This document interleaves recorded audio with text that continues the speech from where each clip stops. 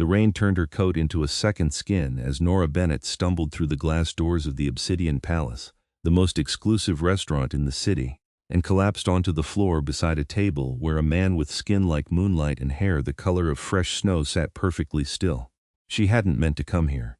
She'd meant to go to the shelter 3 blocks down, but her vision had gone spotty and her legs had given out, and now she was on the ground, trembling, one hand pressed to her swollen belly while water pooled around her like a broken halo. The world spun. Someone screamed. Footsteps rushed toward her, but she couldn't lift her head to see who they belonged to. Then a voice cut through the chaos, low, commanding, ancient as stone. Everyone out. Nora felt rather than saw the restaurant empty. The air shifted. And then there were hands on her, impossibly cold hands that should have made her flinch but instead steadied her. And when she finally managed to look up, she found herself staring into eyes the color of rubies in firelight. The man from the table knelt beside her, his white hair falling past his shoulders, his face carved from marble and shadow. He wore a black suit that probably cost more than her entire life had been worth before it fell apart, and he was looking at her like she was the only person left in the world. "When did you last eat?" His accent was old European, impossible to place. Nora's mouth opened but no sound came out. Her vision blurred again. "Stay with me." His hand moved to her face, cool fingers against her burning cheek. "Tell me your name, Nora," she managed. "Nora Bennett. I am Casimir Drăculești." He said it like she should know the name, like it carried weight. "You are with child." It wasn't a question. Nora nodded anyway, her hand still pressed protectively over her stomach. 7 months along. 7 months of carrying the baby of a man who'd thrown her out the moment he saw the positive test. 7 months of watching her savings disappear into medical bills and rent she could no longer afford. 7 months of choosing between eating and keeping a roof over her head. Until finally, yesterday, her landlord had changed the locks while she was out looking for work. "Please," she whispered. "I just need to rest for a minute, then I'll go." Casimir's jaw tightened, something dangerous flashing across his perfect features. "You will not go anywhere in this condition." He turned his head slightly, and Nora realized there were others in the room, a woman with the same ethereal white hair and pale skin standing by the kitchen doors, a man in server's attire near the entrance. Both had the same preternatural stillness, the same ageless quality. Vampires. The realization should have terrified her. Everyone knew about vampires now, ever since the revelation 15 years ago when they'd made themselves known to humanity.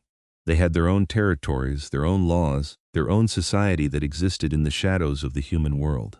The Obsidian Palace was in vampire territory. She'd crossed the border without even thinking about it in her desperation to find shelter. "Seraphine," Casimir said, still looking at Nora. "Bring food, warm food, and water." The female vampire disappeared without a word. "I don't have money," Nora said, hating how her voice cracked. "I can't pay you. I did not ask for payment." Casimir slid one arm beneath her shoulders, the other under her knees, and lifted her as though she weighed nothing. "I asked for your name, which you have given me. Now you will eat, and then we will discuss why a pregnant woman is wandering alone through my territory in a storm." His territory. Nora's exhausted brain tried to make sense of that. The Vampire King. That's what they called him in the news, though she'd never paid much attention. The leader of the Eastern Coven, one of the most powerful vampire factions in North America, and she'd literally collapsed at his feet. He carried her through the restaurant to a private room in the back, all dark wood and crimson velvet, and set her carefully on a leather sofa that probably cost more than a car. Nora started shivering the moment he let go, her wet clothes clinging to her skin. Casimir removed his suit jacket and draped it over her shoulders. It smelled like cedar and something darker, something that made her think of old libraries and older secrets. The silk lining was still warm from his body, though she'd expected vampires to be cold all the way through. "We maintain our temperature through will," he said, as if reading her mind. "It is easier when we are well fed." Nora pulled the jacket tighter around herself. "Thank you." He studied her for a long moment, his red eyes moving over her face with an intensity that made her feel exposed. Then Seraphine returned with a tray laden with soup, bread, roasted vegetables, and a pitcher of water. The smell made Nora's stomach clench with hunger so powerful it hurt. "Eat slowly," Casimir said, settling into the chair across from her. "Your body will need time to adjust." Nora didn't need to be told twice. She reached for the soup with shaking hands and brought the first spoonful to her lips.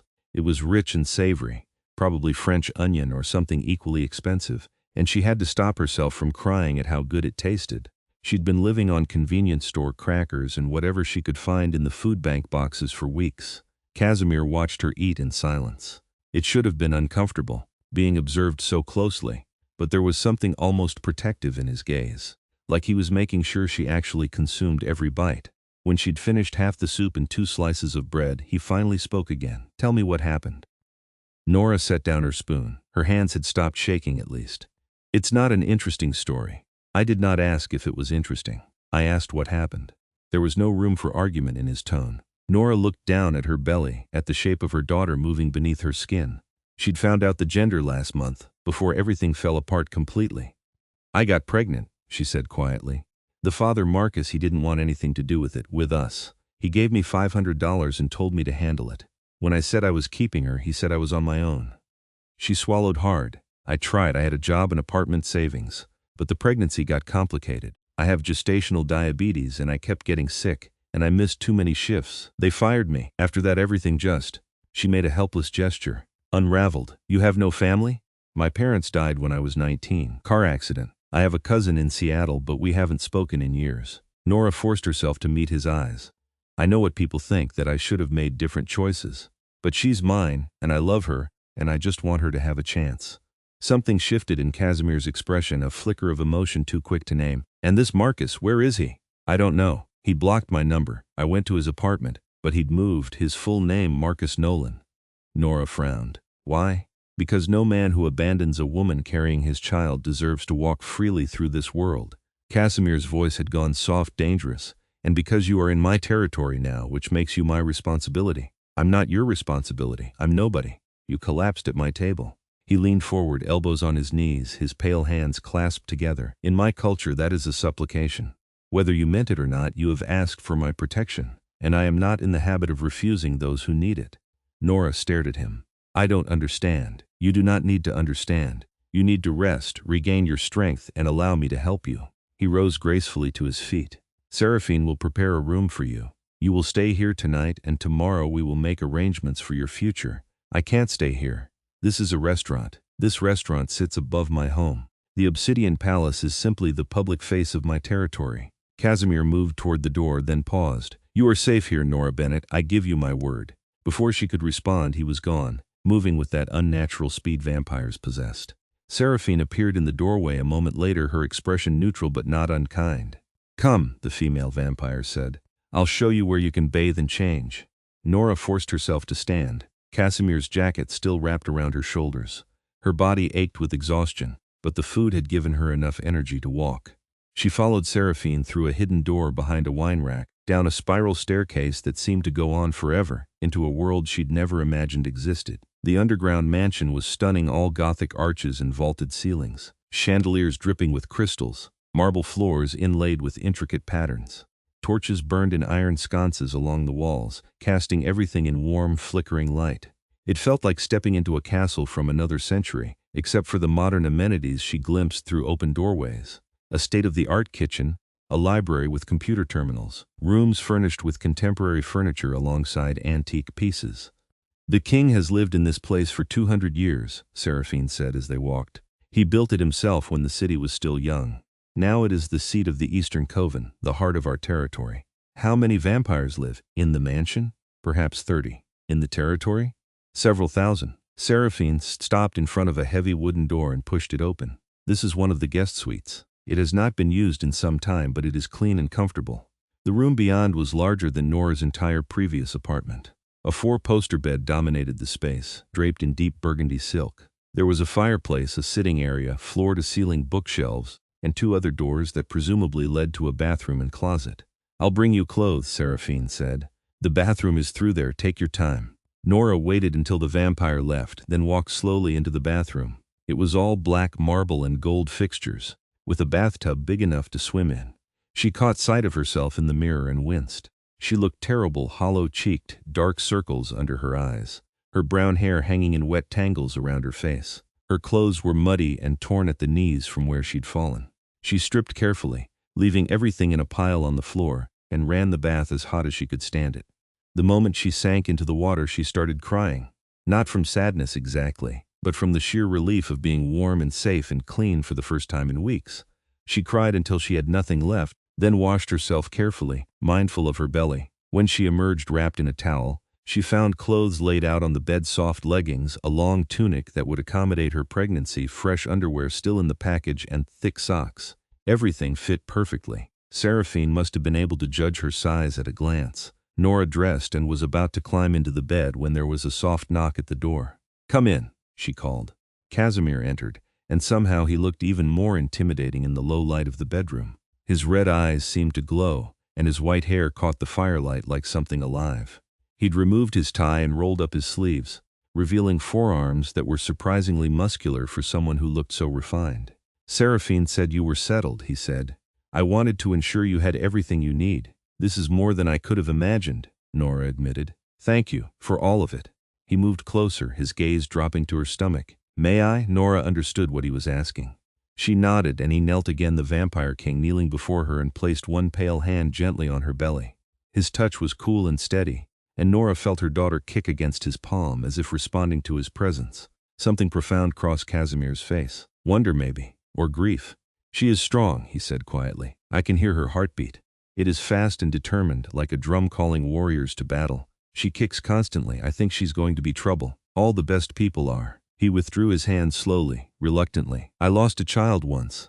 Many centuries ago. My wife was human, and the pregnancy—" He stopped, his jaw tight. "She did not survive the birth, neither did our son." Nora's breath caught. "I'm so sorry. It is part of why our numbers are so small. Vampire and human breeding is difficult, often fatal. But when both parents are vampire, conception itself becomes nearly impossible. We are a dying race by design." He stood, and the vulnerability vanished from his face, replaced by that regal mask. "Which is why I take the protection of human mothers very seriously. You and your child will want for nothing while you are under my roof. I can't stay here forever. You have your own life, your own people to worry about. Then stay until the child is born and you are back on your feet. Stay until you have a plan, resources, safety." His eyes burned into hers. "Or stay longer if you choose. But do not leave because you think you are a burden. You are not."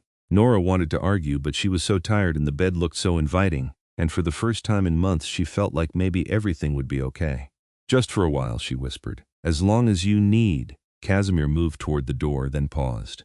"Sleep well, Nora Bennett. Tomorrow we will begin setting your life right again." After he left, Nora climbed into the bed and sank into mattress that felt like a cloud. She was asleep within minutes, one hand resting protectively on her stomach, dreaming of ruby eyes and promises made in the dark. She woke to sunlight filtering through heavy curtains and the smell of food. Nora sat up slowly, disoriented by the unfamiliar room, then remembered everything: the restaurant, the collapse, Casimir. There was a tray on the bedside table that hadn't been there before: fresh fruit, pastries, scrambled eggs, and orange juice. A note in elegant handwriting read, "Eat, then join me in the library." Nora devoured the breakfast, her body desperate for calories after months of deprivation. When she finished, she found a robe laid out in the bathroom and put it on over her clothes, then ventured out into the hallway. The mansion looked different in daylight, or whatever counted as daylight underground. The torches had been replaced by electric lighting that mimicked natural illumination, and she could hear distant sounds of activity: voices, footsteps, the clink of dishes. The place was alive. She followed the hallway until she found the library, a cavernous room with 3 stories of books connected by iron staircases. Casimir sat in a leather chair by the fireplace, reading something that looked very old and very valuable. He glanced up when she entered. "You look better," he said. "How do you feel?" "Like I slept for a week." Nora approached cautiously. "What time is it?" "Nearly noon. You were exhausted." He set the book aside. "Sit. We have much to discuss." Nora sat in the chair across from him. "You said we'd make arrangements." "Yes. First, medical care. I have contacted a doctor who specializes in high-risk pregnancies. She is human, discreet, and very skilled. She will come this afternoon to examine you and develop a treatment plan for your gestational diabetes. I am not asking you to afford anything. This is my gift to you and your child." He spoke over her protest smoothly, brooking no argument. "Second, housing. You will remain here until after the birth at minimum. This is non-negotiable. You need stability, and I have space to spare." "Casimir, I can't just live off your charity." "Why not?" He tilted his head, genuinely curious. "I have resources beyond measure. You have need. The mathematics are simple. Because I'm not a charity case, I'm a person. I need to take care of myself, support my daughter." Something like approval flickered in his eyes. "Very well, then you will work. I need someone to organize this library, catalog the collection, ensure everything is properly preserved. The last librarian left 30 years ago and it has fallen into disarray. The position includes room, board, and a salary that will allow you to save for your future. Nora looked around at the thousands of books. I don't have a degree in library science. Do you know how to read and maintain order? Yes. But then you are qualified. Unless you do not wish to work for a vampire. He said it carefully, watching her reaction. Nora thought about it. Really thought about it. She was sitting in an underground mansion, being offered a job by the Vampire King, surrounded by creatures that drank blood to survive and lived for centuries. It should have terrified her. But Casimir had shown her more kindness in 12 hours than any human had in months. He'd fed her, sheltered her, offered her a future when she'd had none. I wish to work for you, she said firmly. Thank you. The smile that crossed his face was small but genuine, and it transformed him from intimidating to breathtaking. Good, then it is settled. Seraphine will show you the cataloging system after the doctor's visit. Take your time learning, there is no rush. Can I ask you something? All wise. Why are you doing this, really? I know you said something about supplication in your culture, but you could have just given me money and sent me away. Why keep me here? Casimir was quiet for a long moment, his red eyes distant. When you collapsed at my table, you were near death. You did not know it. But I could smell it on you, the scent of a body consuming itself, of a life giving everything to the life it carries. And you looked up at me with such trust, such desperate hope, as if you knew somehow that I would not let you fall. He leaned forward. I have lived for 700 years, Nora. I have seen empires rise and fall, watched humanity grow from medieval villages into this modern age. And in all that time, I have rarely seen the kind of strength it takes to keep going when everything is against you. You could have given up. You could have made easier choices. But you fought for your daughter with everything you had, even when you had nothing. His voice dropped. That is worth protecting. You are worth protecting. Nora felt tears prick her eyes. I don't know what to say. Say you will stay. Say you will let me help you build the life you deserve. I'll stay, she whispered. Good. He rose gracefully. Now come. I will show you the grounds before the doctor arrives. You should know your new home. He offered his hand, and Nora took it. His skin was cool and smooth, his grip gentle but secure. He led her through the mansion, pointing out the dining hall, the kitchens, the training rooms where young vampires learned to fight, the council chamber where he met with his advisors. They passed other vampires, all with that same white hair and pale skin, all impossibly beautiful, and each one bowed their head to Casimir as he passed. They respect you, Nora observed. They follow me because I have kept them safe for centuries. Respect is earned through action, not demanded through title. He guided her into a conservatory filled with plants and trees, lit by special lamps that mimicked sunlight. This is my favorite room. I spent much of my human life outdoors, and I missed the green growing things when I was turned. You were human once? 700 years ago. I was a minor noble in Wallachia, nothing special. Then I was attacked by a vampire, drained to the point of death, and given the choice to die or become what he was. Casimir touched the leaf of a rosebush absently. I chose to live. I have regretted it and celebrated it in equal measure over the centuries. Do you miss the sun? Every day of my immortal life. He said it simply, without self-pity. But we adapt, we find other beauties to sustain us. Moonlight, starlight, the way fire dances in the dark. His eyes met hers, the trust in a stranger's eyes when they collapse at our table. Nora's breath caught. There was something in the way he looked at her, something that made her pulse quicken and her skin feel warm. It was too soon to name it, but she felt it anyway, a pull, a connection, like gravity finding its center. The moment was broken by Seraphine's arrival. The doctor is here, my lord. Thank you. Show her to the examination room. We will be there shortly. Casimir turned back to Nora. Doctor, Sarah Chen is one of the best in the city. She has worked with our kind before and understands discretion. Trust her as you trust me. The examination was thorough and professional. Dr. Chen was a small, efficient woman in her 40s who asked detailed questions about Nora's medical history, her symptoms, and her pregnancy complications. She performed an ultrasound that showed the baby a perfect little girl, moving and healthy despite everything. Your daughter is doing well, Dr. Chen said, but you are severely malnourished, dehydrated, and your blood sugar levels are dangerously unstable. If you had gone another few days without proper care, she shook her head. You're lucky the Vampire King found you. Can you help her? Casimir asked from where he stood by the door. He'd insisted on being present, and Nora found she didn't mind. Yes. She needs a strict diet, insulin management, supplements, and rest. Lots of rest. The stress alone could have triggered premature labor. Dr. Chen began writing prescriptions.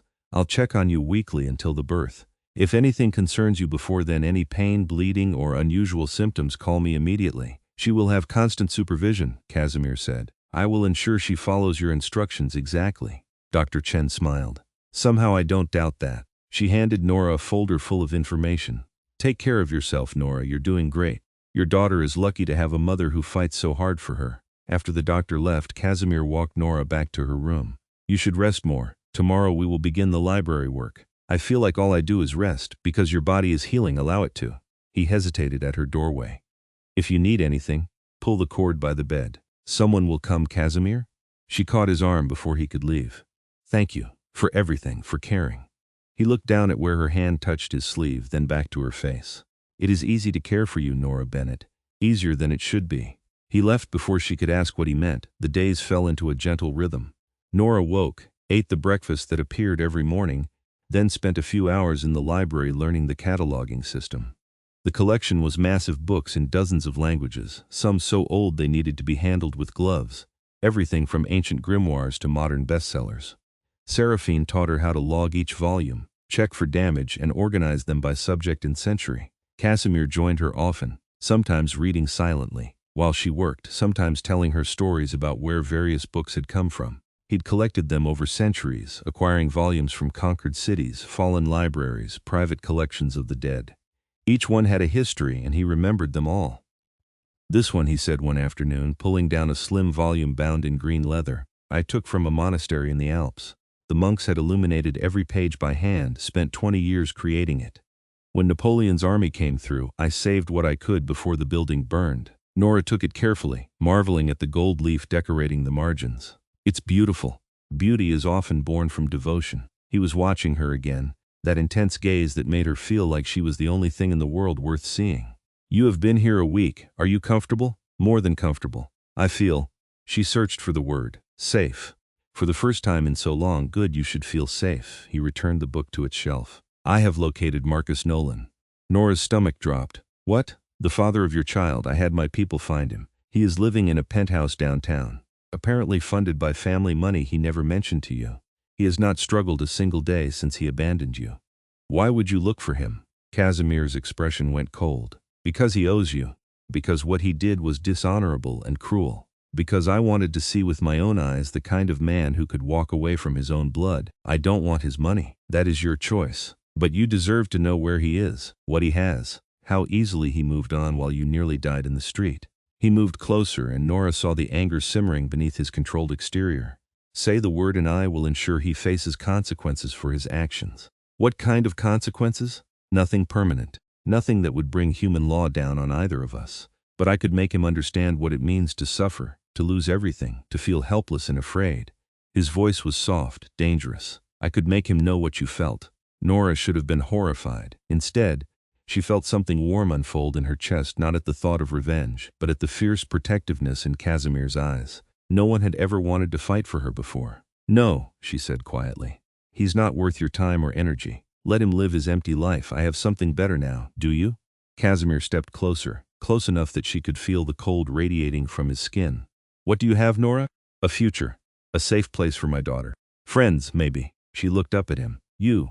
Something cracked in his careful control. You should not want me. I am a vampire, a killer, a creature that exists by consuming life. I have done terrible things over 7 centuries. I am not capable of the warmth you deserve. You knelt beside me when I had nothing. You gave me hope when I'd lost it. You protect me like I'm something precious.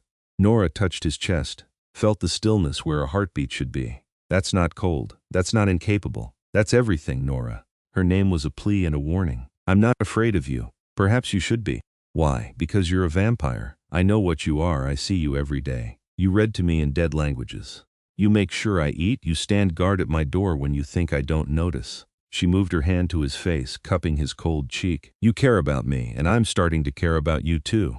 Casimir closed his eyes, leaning into her touch like a man starved for affection. This is unwise, probably. But I've made plenty of wise choices and ended up with nothing. Maybe it's time for something unwise. He opened his eyes, and the hunger in them took her breath away. Not for blood for her, for connection, for the possibility of something neither of them had expected. If we do this, he said slowly, if I allow myself to want you, I will not be able to walk away. I will want all of you, your time, your trust, your heart. I will be possessive and demanding and entirely unable to pretend I do not feel what I feel. What do you feel? Like you were meant to collapse at my table. Like I have been waiting 700 years for exactly this moment. Like I would burn the world to keep you and your daughter safe." He covered her hand with his.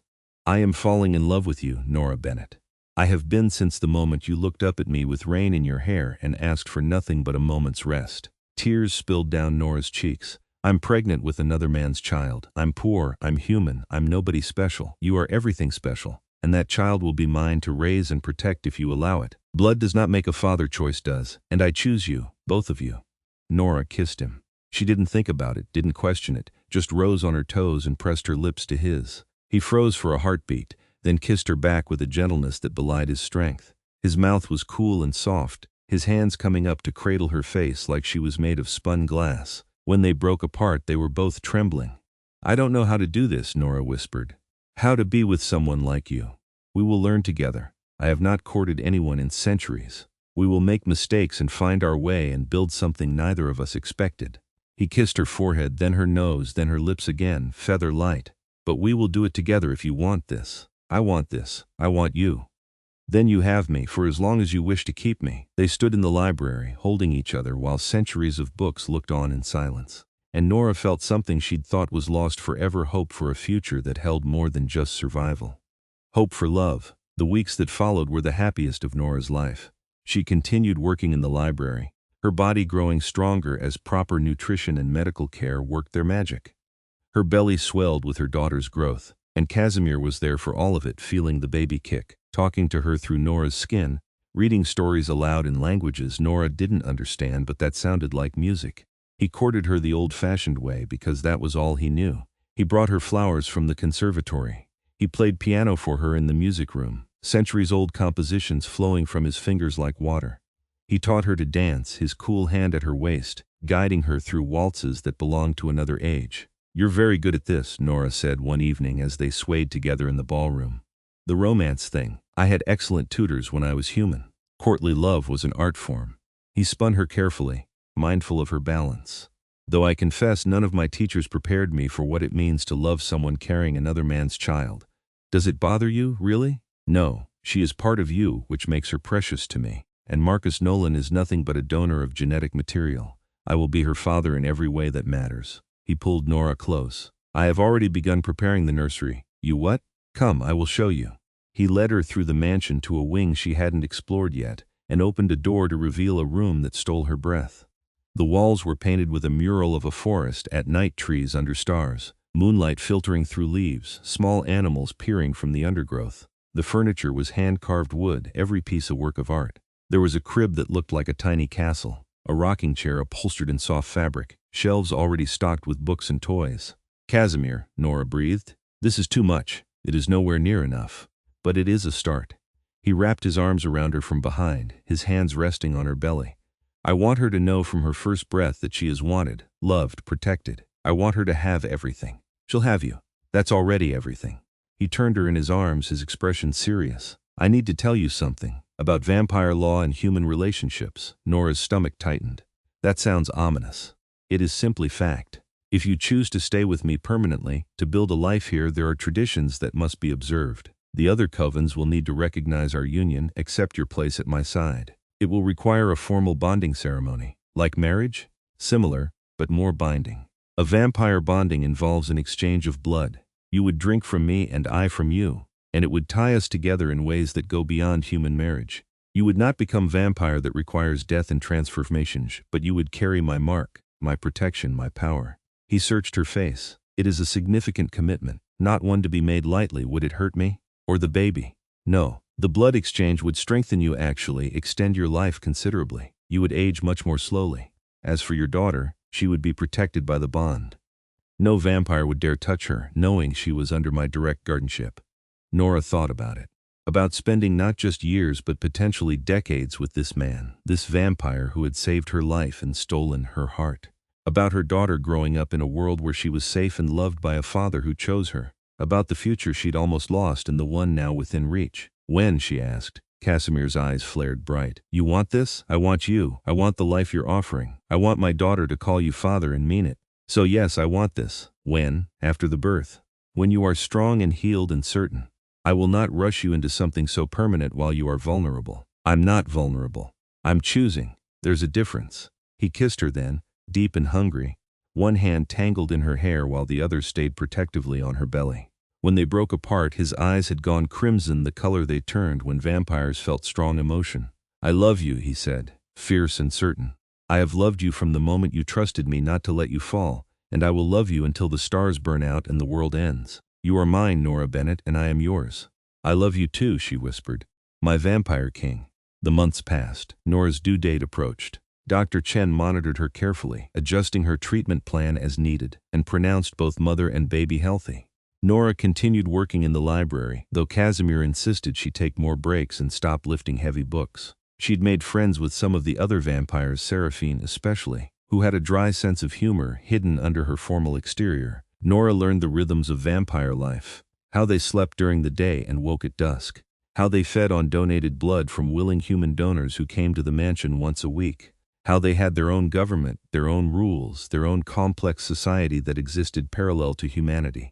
Casimir explained the coven structure, the alliances between territories, the delicate politics that kept the peace.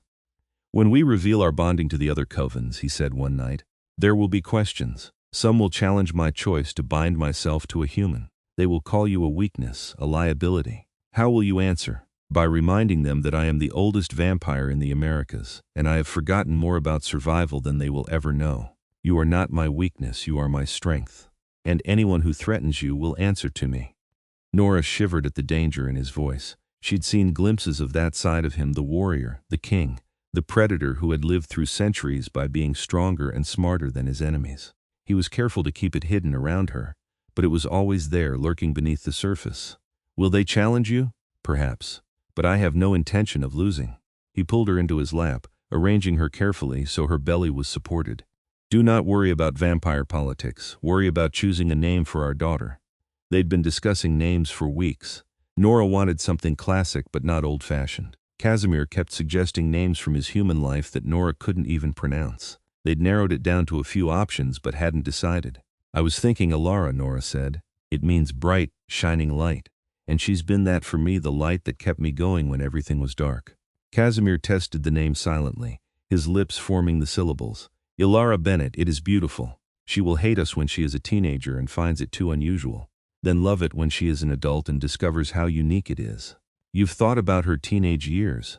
I have thought about every year of her life that I will be privileged to witness. Her first steps, her first words, teaching her to read, to fight, to defend herself in a world that is not always kind. His hand moved in gentle circles on Nora's belly, watching her grow into whoever she is meant to be, and being there to protect her from everything that would harm her. You're going to be an incredible father. I will try to be worthy of her trust. He kissed Nora's temple, and of yours. Labor started 2 weeks later, in the middle of the night. Nora woke to contractions that stole her breath, and Casimir was instantly alert, gathering her carefully and calling for Seraphine to summon Dr. Chen. They moved her to a room that had been prepared for this, a suite with medical equipment and supplies. Everything needed for a home birth under controlled conditions. Dr. Chen arrived within 20 minutes, calm and efficient. She examined Nora and nodded. You're at 5 centimeters, it'll be a few hours yet. How are you feeling? Like I'm being split in half, Nora gasped. That's normal, doctor. Chen set up monitors to track the baby's heartbeat and Nora's vitals. Remember your breathing. Casimir, you can stay if you want, but no interfering. I would not dream of it, he said, though his eyes were bright with barely controlled anxiety. The hours that followed were the longest of Nora's life. The contractions intensified, coming closer together until she was lost in a haze of pain and effort. But Casimir never left her side. He held her hand, whispered encouragement, let her grip his fingers hard enough to break bones if he'd been human.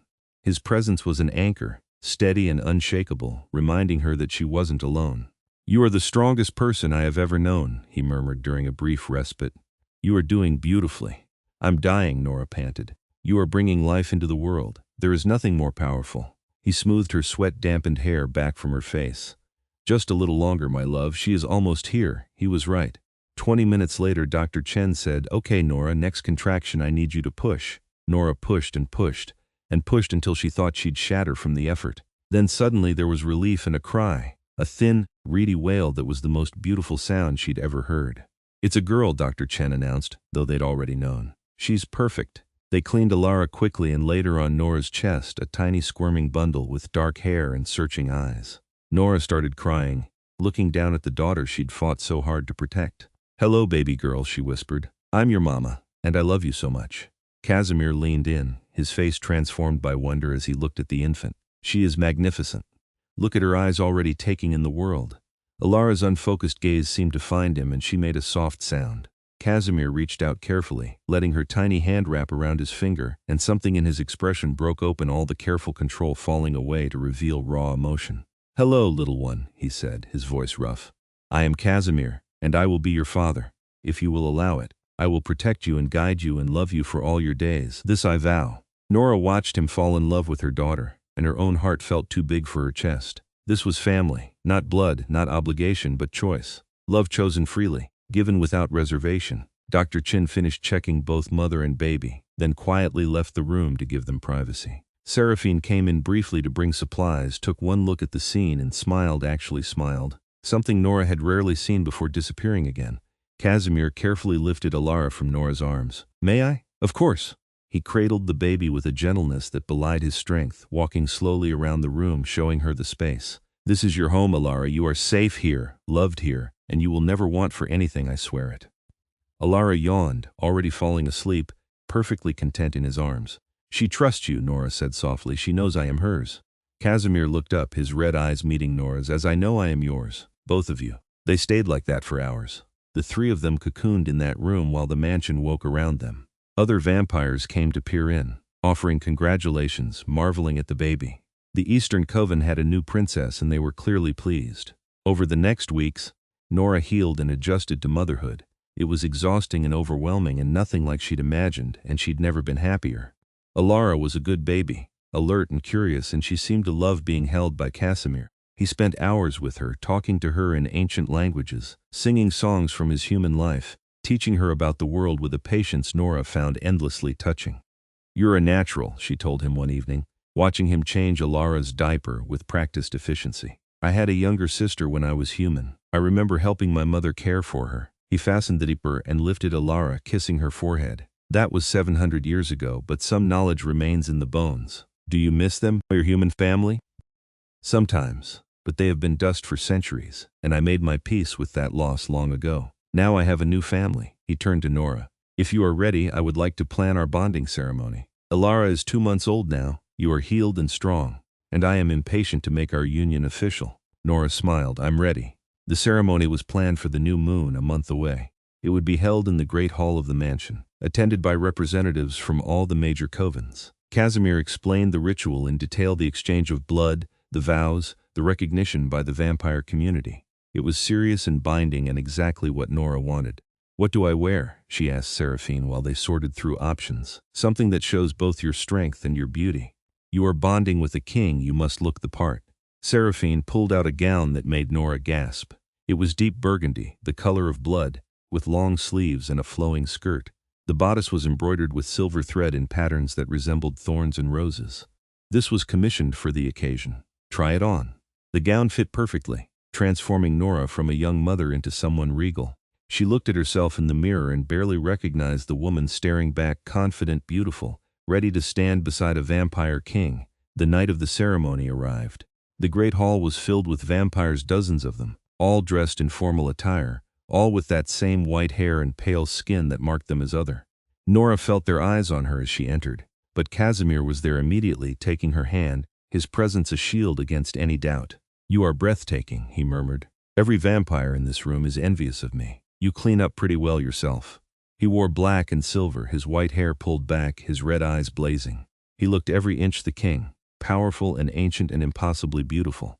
The ceremony was conducted by the eldest vampire present, a woman named Isadora who claimed to have been born in ancient Rome. She spoke in English for Nora's benefit, but the words themselves were old, formal, weighted with meaning. "We gather to witness the bonding of Casimir Drăculești, king of the Eastern Coven, and Nora Bennett, human under his protection. This union crosses the boundaries between our kinds, binds immortal to mortal, vampire to human. Do you both enter this bond freely?" "We do," they said together. "Then let the exchange begin." Casimir took Nora's hand and produced a ceremonial dagger, silver and ancient. He pressed the blade to his palm, cutting deep, and blood welled up darker than human blood, almost black in the candlelight. Then he handed the dagger to Nora. She didn't hesitate. She cut her own palm, felt the sharp sting, and pressed her hand to his. Their blood mingled, warm and cold, human and vampire. "I bind myself to you," Casimir said, his voice carrying through the hall. "I offer my strength, my protection, my life. Your enemies are my enemies. Your joys are my joys. Your daughter is my daughter. From this moment until the end of time, we are one. I bind myself to you," Nora repeated, feeling the words resonate in her bones. "I offer my trust, my heart, my life. Your people are my people. Your home is my home. Your future is my future. From this moment until the end of time, we are one." Isadora placed her hands over theirs. "Then by the old laws and the old ways, I recognize this bond. You are joined, sealed, united. Let no one challenge what has been forged here tonight." The hall erupted in acknowledgement, not applause exactly, but a sound like wind through trees, voices raised in approval. Casimir pulled Nora close and kissed her, sealing the bond with that touch, and she felt something shift inside her, a warmth spreading through her veins, power settling into her bones. His power shared with her, protecting her. When they broke apart, his eyes were wet. "You are mine now. Forever, and you are mine," she whispered back. The celebration lasted until dawn. Vampires who had been skeptical of the match approached to offer congratulations. They toasted with blood wine, a mixture Nora politely declined, and shared stories of other cross-species bonds throughout history. Some had ended in tragedy, but others had lasted centuries, proof that love could transcend the boundaries of mortality. Nora stayed close to Casimir through it all, his hand never leaving hers, his presence a constant reassurance. This was her world now, these vampires, this mansion, this impossible life she'd stumbled into when she collapsed at his table. As the last guest departed and the sun began to rise, Casimir led her back to their rooms. They'd moved Nora's things into his suite weeks ago, creating a shared space that felt like home. Alara was asleep in the nursery next door, watched over by Seraphine. "Are you happy?" Casimir asked as they prepared for bed, deliriously. Nora changed into a nightgown, her hands still tingling where they'd mixed blood. "Are you? I did not know it was possible to be this happy. Not after so many centuries." He pulled her close, wrapping them both in blankets. "You have given me something I thought was lost forever, purpose beyond survival, hope beyond the next night. You gave me a future when I had none. We gave each other everything." He kissed her softly. "Sleep now, my love. Tomorrow begins our life together." Nora drifted off in his arms, feeling safe and loved and home. The years that followed were full and rich. Alara grew into a bright, curious child who called Casimir Papa from the moment she could talk. She had her mother's determination and her real father's confidence, mixed with something uniquely her own. The vampires of the mansion doted on her, teaching her languages and history and how to move silently through shadows. "She is going to be formidable," Casimir observed one evening, watching 5-year-old Alara argue philosophy with a vampire 3 centuries old and hold her own. "She learned from the best," Nora said, sliding into his lap. "You've raised her to be strong. We have raised her to be strong." He kissed her temple, "And we will continue to do so. She has a whole life ahead of her, decades of growth and learning, and becoming whoever she wishes to be. Do you ever regret that she's not yours, biologically?" "Never. She is mine in every way that matters. I chose her. I have been there for every moment of her life. Blood is just biology. Love is what makes a family." He tilted Nora's face up to his. "You both are my family, the only one I need." Nora had aged slowly over the years, the vampire bond keeping her young and healthy. She looked perhaps a year or two older than she had on their bonding night, while Alara grew at a normal human rate. Dr. Chen predicted Nora would live well past 100, maybe longer, giving her decades with both Casimir and her daughter. The library was finally catalogued, but Nora continued working there, expanding the collection, bringing in new volumes, teaching Alara to love books the way she did. The mansion had become a true home, full of life and laughter despite being filled with the undead. Marcus Nolan never entered their lives again. Nora heard through gossip channels that he'd lost his family money in bad investments and left the city in disgrace. She felt nothing about it, no satisfaction, no anger, just indifference. He was irrelevant to the life she'd built. The other covens accepted Nora's place at Casimir's side, though it took time. She proved herself capable and strong, defending the Eastern Coven's interests in political negotiations, standing firm when other vampires tried to dismiss her as merely human. Casimir never had to fight for her recognition, she earned it herself. On Alara's 6th birthday, they threw a party in the mansion. Human children from the surface attended alongside vampire young, playing together in the conservatory while their parents, living and undead, mingled. It was a symbol of what Nora and Casimir had built, a bridge between worlds. Proof that difference didn't have to mean division. That night, after Alara was asleep and the guests had gone, Nora and Casimir stood in the conservatory, surrounded by the plants he'd cultivated for centuries. "Do you remember the night we met?" Nora asked. "Every moment. You were rain-soaked and desperate and pregnant and somehow still the most beautiful thing I had ever seen." He wrapped his arms around her from behind. "You looked at me like you knew I would help you, even though you had no reason to trust a vampire. I was right to trust you. You saved my life. You saved both our lives." She turned in his embrace. "And you gave us so much more than survival. You gave us love, family, home. You gave me purpose. After 700 years of existence, you reminded me why immortality is a gift rather than a curse." He cupped her face in his cool hands. "I love you, Nora Drăculești. I will love you until the stars burn out."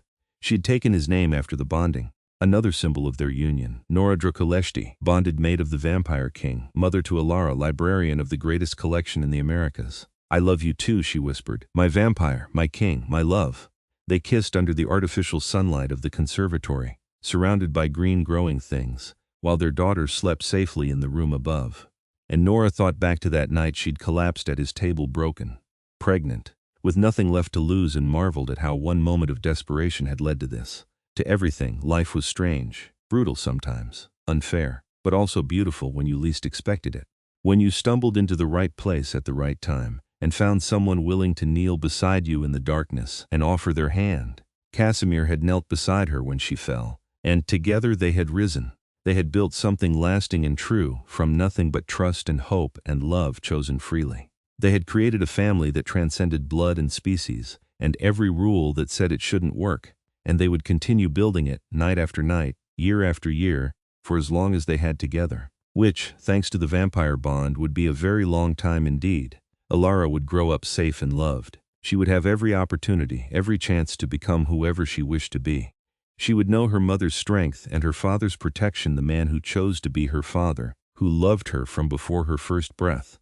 And when Alara was old enough to understand, Nora would tell her the story of how they met. How sometimes when you have nothing left, when you're at your lowest point, the universe gives you exactly what you need. Not always what you expect or what you thought you wanted, but what you need. Nora had needed shelter and found a kingdom. She'd needed food and found a feast. She'd needed safety and found a protector who would defend her against the world. She'd needed hope and found love, deep, eternal, transformative love that changed everything. She'd collapsed at the Vampire King's table with nothing, and he had knelt beside her and offered everything. That was their beginning. And this life they'd built together, this family, this love, this was there forever. The story of Nora Bennett and Casimir Drăculești would be told in the vampire community for generations to come. A tale of how a human woman and an ancient vampire found each other in the darkness and created light. How they proved that love was stronger than difference, that choice was stronger than circumstance. That family was built through devotion rather than blood. They would face challenges, still life always brought challenges. But they would face them together, the way they'd faced everything since that rainy night. With strength and trust and the absolute certainty that they belonged to each other. Years later, when Alara was grown and Nora's hair had threads of silver despite the vampire bond's preservation, they would still be found in the conservatory on quiet nights. Casimir would still hold Nora like she was precious, and she would still look at him like he was her entire world, because he was, just as she was his. They had both been lost once. Casimir in 700 years of existence without purpose, Nora in the immediate desperate struggle of survival, and they had found each other at exactly the right moment, in exactly the right way. She'd collapsed at his table. He'd knelt beside her, and from that single moment of connection they had built a love story that would last for decades, a lifetime for her. A brilliant flash of joy in his immortal existence. But it was enough, more than enough. It was everything. And as they stood together in the conservatory, surrounded by green growing things and the soft glow of false sunlight, with their daughters sleeping safely nearby and centuries of love ahead of them, Nora thought about that night one more time.